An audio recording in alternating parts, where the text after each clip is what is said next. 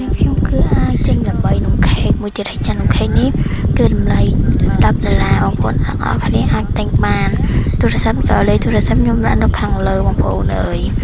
ហើយបន្តមកនេះគឺជានំខេកបន្តទី2គឺមិនបូមានអីដូចគ្នាចង់បន្តថាតទៅវាមានពណ៌សពណ៌ pink ហើយអាហ្នឹងមាន Oreo 2ហើយនឹងមានពណ៌ផ្កាឈូក2ហើយនៅកំងគឺខុសគ្នាតែជាបងប្អូនគ្នាអញ្ចឹងណាបងប្អូនគ្នាតែបងប្អូនគ្នានេះតាំងពីថ្ងៃទី30ខែ3ឆ្នាំ2026ហើយបន្តនេះថ្ងៃទី25ខែ3ឆ្នាំ2026 5ថ្ងៃមុនចឹងទៅខ្ញុំមកបោះទេហើយទៅមកអារម្មណ៍ក្រោមមកខាងលើចឹងបងប្អូនអរគុណបងហើយ